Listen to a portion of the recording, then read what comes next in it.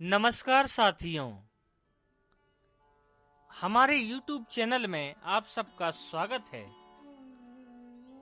तो आज का वीडियो हम लेकर के उपस्थित हैं। सबसे पहले एक जानकारी दे दें कि जिन्होंने शिक्षक पात्रता परीक्षा 2023 वर्ग 2 वर्ग 3 का फॉर्म डाला था, उनका एडमिट कार्ड आ गया है। आप लोग निकाल सकते हैं। तो आप सभी से निवेदन है कि अगर नए हैं तो हमारे वीडियो को लाइक करें, चैनल को सब्सक्राइब करें और शेयर भी कर दें वीडियो को, ताकि सभी को जानकारी मिल सके। गुरुजनों से निवेदन है कि अगर हमारे वीडियो में कोई त्रुटियां होती हैं तो हमारे सुधार के लिए आप अवश्य हमें मार्गदर्शित करें। बहुत बहुत धन्यवाद। चलिए अब वीडियो शुरू करते हैं।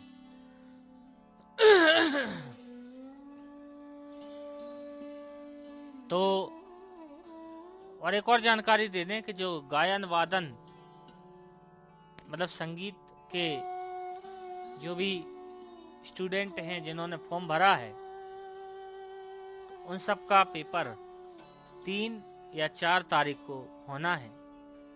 तो जल्दी से जल्दी आप लोग एडमिट कार्ड अपना निकाल लें।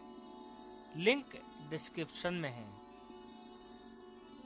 तो आइए आज का वीडियो शुरू करते हैं। पिछले वीडियो में हमने प्राचीन काल में जो कुछ भी था संगीत के संक्षिप्त इतिहास में, वो हमने जान लिया है। अब आज हम जानेंगे कि और क्या क्या इसमें है। तो चलिए मित्रों, शुरू करते हैं। प्राचीन काल के बाद आता है मध्यकाल। दूसरा काल है मध्यकाल। इसकी अवधि 8वीं शताब्दी से 18वीं शताब्दी तक मानी जाती है। इस काल को भी 2 मुख्य विभागों में बांटा जा सकता है। पहला है पूर्व मध्यकाल, दूसरा उत्तर मध्यकाल। तो सबसे पहले अपन पूर्व मध्यकाल के विषय में जानते हैं। तो पूर्व मध्यकाल जो है वो 8वीं शताब्दी से 13वीं शताब्दी तक माना जाता है।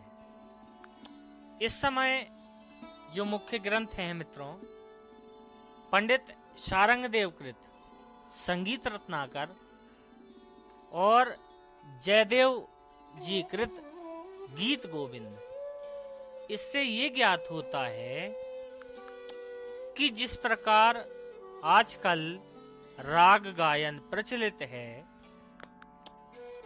उस समय प्रबंध गायन प्रचलित था। इसीलिए उस काल को प्रबंध काल भी कहते हैं। 9वीं शताब्दी से 12वीं शताब्दी तक भारत में संगीत की अच्छी उन्नति हुई। उस समय की रियासतों में संगीत को संरक्षण मिला, जिससे संगीत का प्रचार प्रसार और विकास हुआ। यह काल संगीत का स्वर्ण युग माना जाता है। 11वीं शताब्दी से मुसलमानों का आक्रमण प्रारंभ हुआ और 12वीं शताब्दी तक मुसलमान लोग भारत के शासक हो गए, यानी उन्होंने भारत में पूरी तरह राज्य कर लिया। उनकी सभ्यता, प्रकृति और भाषा का प्रभाव और उनके संगीत का प्रभाव भारत पर पड़ा। उत्तर भारतीय संगीत, जिस पर उनका विशेष प्रभाव था, दक्षिणी संगीत से धीरे धीरे अलग होता गया या पृथक होता गया। संगीत का नवीन विकास विशेषकर अकबर के राज्यकाल में विशेषकर हुआ। इस काल की निम्नलिखित सामग्रियां प्राप्त होती हैं। कौन कौन सी सामग्रियां प्राप्त होती हैं अपन देखते हैं। पहली जो है संगीत मकरंद पुस्तक है। मित्रों, यह भी एक प्रकार का ग्रंथ है। इस ग्रंथ के रचयिता नारद हैं। ये ऐसा मालूम पड़ता है कि नारद नाम के कई व्यक्ति हैं, कई नारद हैं, क्योंकि नारद के नाम से कई पुस्तकें मिलती हैं, जैसे नारदीय शिक्षा, संगीत मकरंद, नारदीय संहिता आदि। संगीत मकरंद के विषय में विद्वानों के अनेक मत हैं। अधिकांश विद्वान इसे 9वीं शताब्दी का मानते हैं। रागों को स्त्री, पुरुष तथा नपुंसक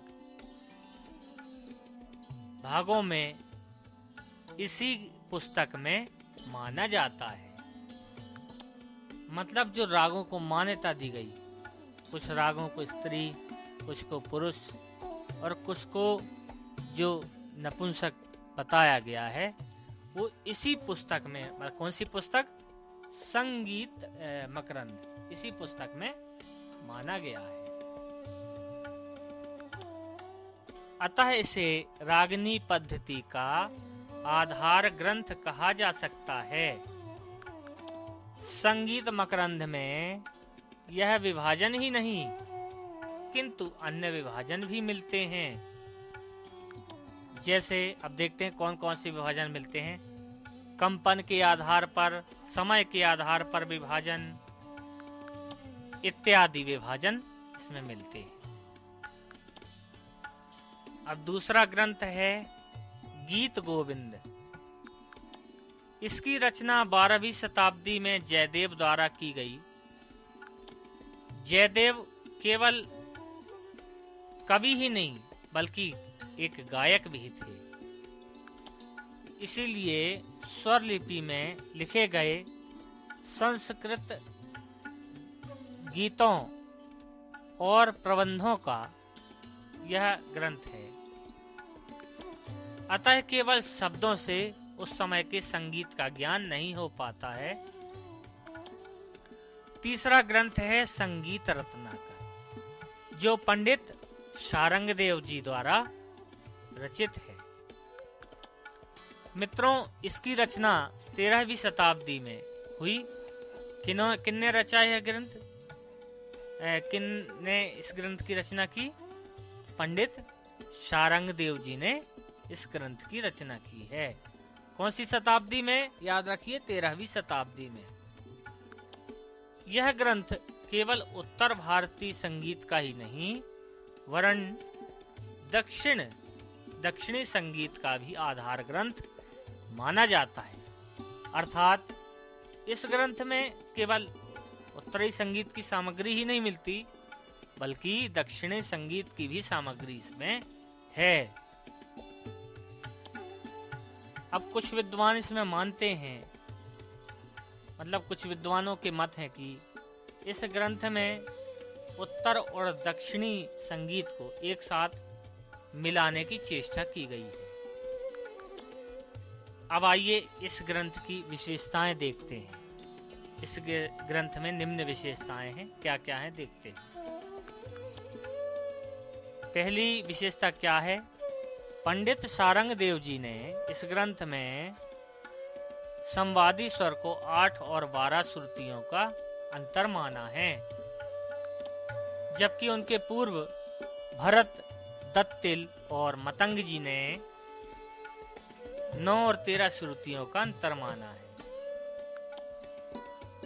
दूसरी विशेषता, इसमें गांधार ग्राम का उल्लेख मिलता है, मतलब विशेषतः जो इसमें गांधार ग्राम को रखा गया है। इसमें जो नारदी संगीत मकरंद है, उसके अनुसार जो बताया गया है ना, रागों का स्त्री पुरुष नपुंसक जो विभाजन है वो भी मान्य है इस पुस्तक में, मतलब इस ग्रंथ में। अगली विशेषता है चौथी, इसमें शुद्ध और विकृत कुल 12 स्वर माने गए, किंतु भरत के समान 18 जातियां मानी गई हैं। अब जाति के 13 लक्षण हैं। कौन कौन से ये देखते हैं। पहला ग्रह, नंबर 2 अंश, नंबर 3 न्यास, नंबर 4 अपन्यास, नंबर 5 संन्यास, नंबर 6 विन्यास, नंबर 7 मंत्र, नंबर 8 तार, नंबर 9 अल्पत्व, नंबर 10 बहुत्व, नंबर 11 षाढ़वत्व, नंबर 12 आड़वत्व, नंबर 13 अंतर्मार्ग। ठीक है, ये 13 जो है जातियां मानी गई। इसके पूर्व भरत ने जाति के 10 लक्षण माने थे।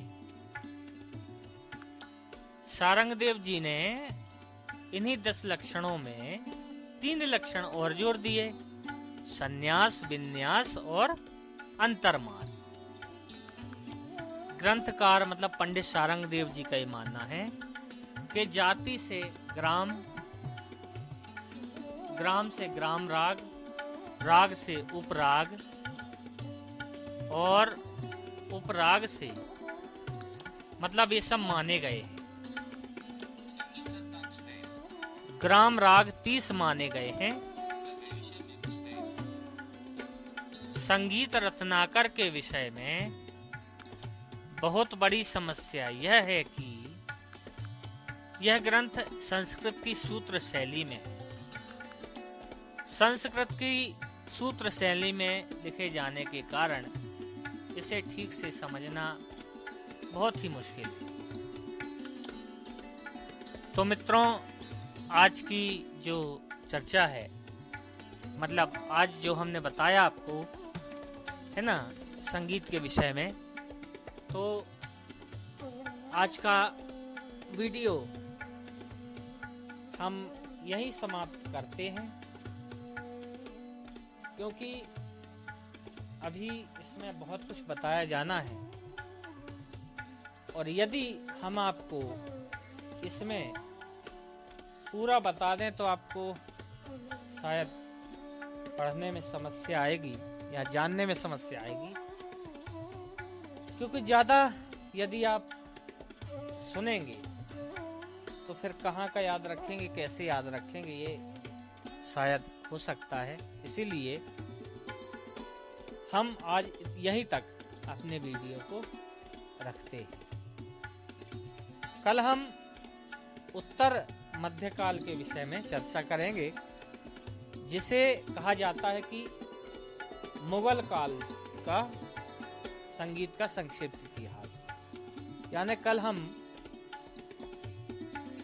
जो मुसलमान राजाओं से आश्रय मिला है उस विषय पे अपन पूरी तरह से चर्चा करेंगे।